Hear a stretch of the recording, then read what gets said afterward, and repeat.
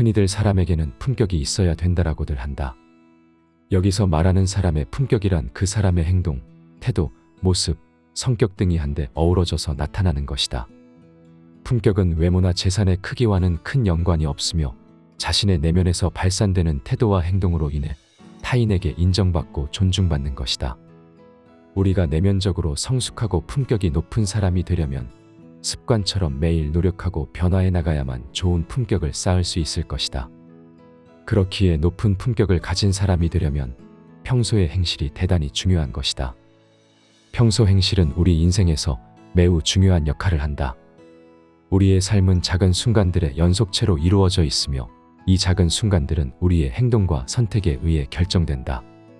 우리가 평소 어떻게 행동하고 타인과 상호작용하는지에 따라 우리 삶과 관계, 사회적 평판이 형성되기 때문이다.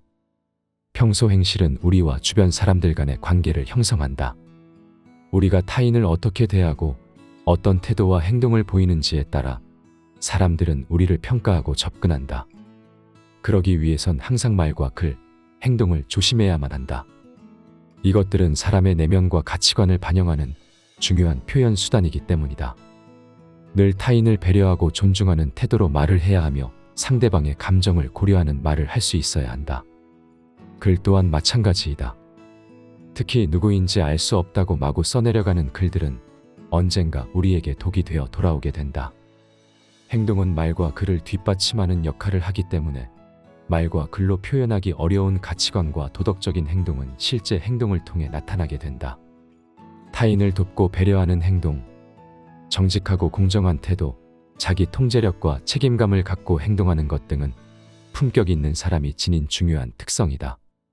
따라서 말과 글, 행동을 조심하고 신중하게 선택하는 것은 품격 있는 사람이 되기 위한 중요한 요소인 것이다. 타인을 배려하고 존중하며 예의와 도덕을 중시하는 태도를 말과 글, 그리고 실제 행동에 반영하면 우리는 점점 더 좋은 품격을 가질 수 있게 될 것이다. 평소 행실은 우리의 사회적 평판을 결정짓는다. 우리가 어떤 행동을 보이는지에 따라 사회에서의 평가와 인식이 달라지는 것이다.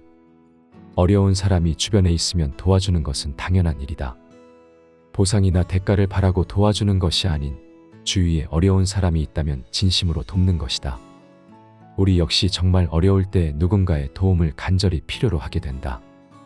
평소에 좋은 행실을 보이게 되면 우리의 이런 모습을 아는 사람들은 그 사실을 기억하고 있기 때문에 우리가 어려운 상황을 겪었을 때 내 편이 되어주는 사람이 많고 어려움을 극복하는 데 큰 도움이 될 것이다. 이처럼 평소 행실은 우리의 가치와 인격을 형성하며 우리의 품격을 결정한다. 따라서 평소에 올바른 행동을 실천하는 것은 우리의 가치와 품격을 발전시키는 데 중요한 역할을 하는 것이다. 우리는 평소에 올바른 말과 글, 행동과 태도를 유지할 수 있어야 하며 자신의 품격과 존재를 더욱 빛나게 하는 것을 인생의 목표로 삼아야 할 것이다.